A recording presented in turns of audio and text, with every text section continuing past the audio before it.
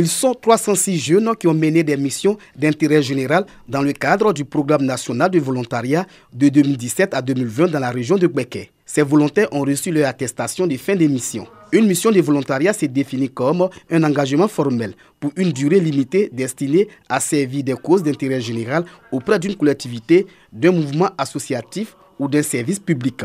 Au sortir de l'université, nous n'avons pas forcément la formation nécessaire pour aller en entreprise. Mais par le bien de ce programme-là, nous nous sommes insérés, nous avons appris sur le tas. Aujourd'hui, je peux dire que je suis à mesure d'assurer certaines tâches comme le secrétariat ou d'autres encore qu'on pourra me confier. Le programme national de volontariat de Côte d'Ivoire a été donc bénéfique pour nous, en ce sens que nous avons bénéficié donc de ce programme-là en intégrant donc l'institution qui nous a permis donc de bénéficier du stage et donc de valider donc notre diplôme de fin de cycle. Le directeur du volontariat, du bénévolat et des programmes communautaires du secrétariat d'État chargé du service civique a salué le travail abattu par ces jeunes. Bema Koulibaly a engagé les volontaires à toujours avoir en esprit l'intérêt général. Nous voulons simplement dire aux jeunes que ce n'est pas un diplôme en plus, mais c'est juste une attestation qui montre qu'ils ont un intérêt pour l'intérêt général. On a un slogan, volontaire une fois, bénévole toute la vie. Les missions de volontariat renforcent l'engagement citoyen du volontaire, son esprit de solidarité, son sens du respect d'autrui et contribuent ainsi à la cohésion et au développement.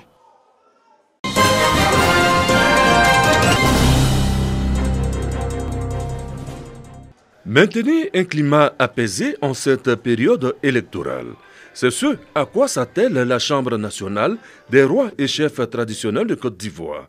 Elle a initié une tournée de sensibilisation sur toute l'étendue du territoire à l'endroit des chefs coutumiers, des responsables de communautés, de confessions religieuses, d'organisations de la société civile, comprenant notamment les associations de femmes et de jeunes.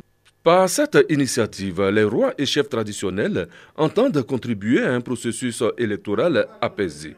De Béoumi à Botro, en passant par Sakassou et Bouaké, les chefs traditionnels mettent les populations à contribution afin qu'elles puissent relayer dans leur entourage des messages de paix et de cohabitation. Nous avons encore en mémoire la récente crise post-électorale de 2010-2011 et son cortège de destruction tant physique, matérielle qu'émotionnelle.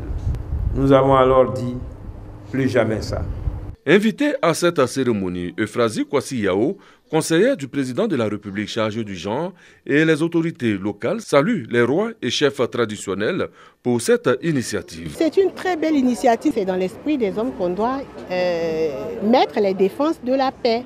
Pour leur part, les populations s'engagent à être des relais de sensibilisation sur la paix dans leur localité. S'il y a une sensibilisation qui part déjà des chefs, vraiment ça veut dire que nous sommes déjà rassurés. Et que ce qui reste à faire maintenant, c'est à notre tour maintenant de parler à nos enfants.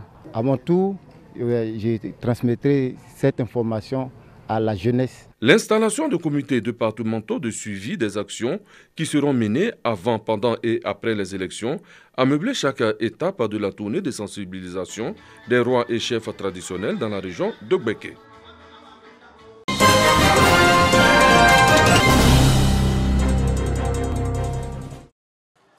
C'est sur ce préau que désormais la communauté musulmane de Botro organisera ses mariages, nuits de destin et autres activités religieuses.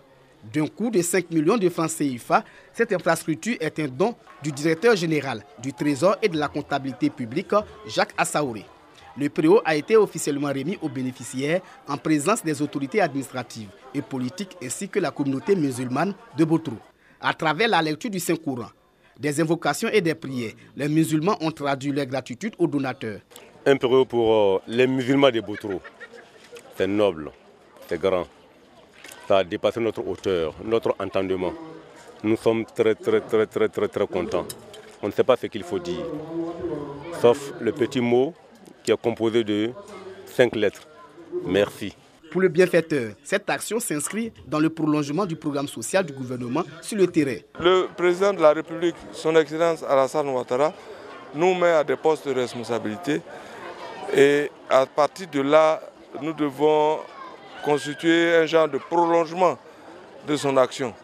C'est des actions sociales. À partir de notre position, nous devons être l'amplificateur de ces actions sociales. Donc c'est dans ce cadre que nous avons construit ce préau qui visiblement satisfait à la communauté musulmane de Botro. Jacques Assaouré a exhorté les cadres à se mettre à la disposition de leurs parents pour leur bien-être social. Les imams du département de Botro ont adressé des prières à Allah pour des élections apaisées et la stabilité sociale en Côte d'Ivoire.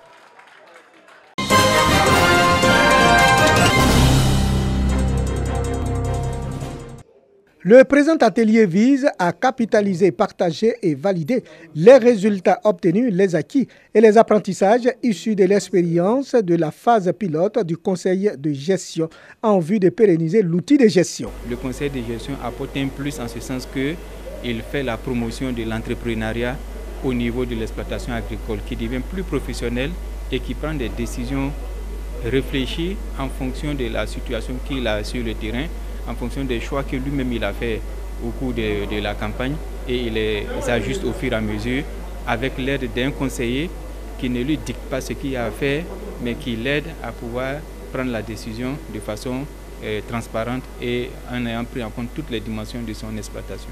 L'atelier sera enrichi de présentations en plénière, de témoignages des bénéficiaires et des travaux en groupe sur des problématiques spécifiques et faire des propositions pertinentes et opérationnelles de leur mise en œuvre autour de 3 groupes de travail. Depuis les années passées, le conseil agricole s'est uniquement centré sur le volet technique, mis un peu de côté le volet économique de l'exploitation qui n'était pas connu.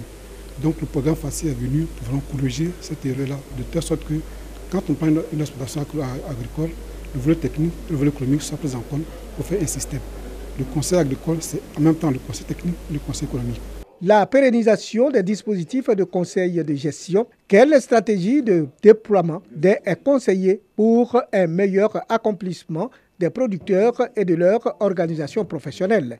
Quel projet d'entreprise pour des centres de conseil de gestion autonomes, de sorte à partager avec l'ensemble des parties prenantes les résultats mi-parcours de la mise en œuvre du conseil de gestion.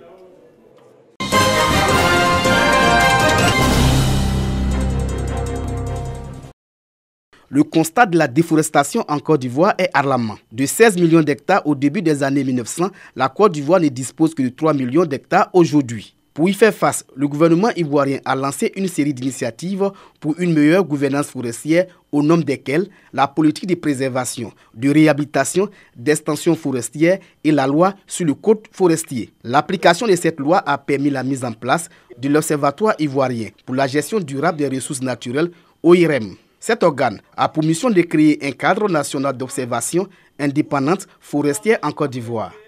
Les acteurs se sont retrouvés à Yamoussoukro pour améliorer et valider ces cadres. Quelles sont les exigences et les lignes directives contraignantes à la société civile, justement pour que nos rapports d'observation indépendante soient inattaquables, parfaitement crédibles.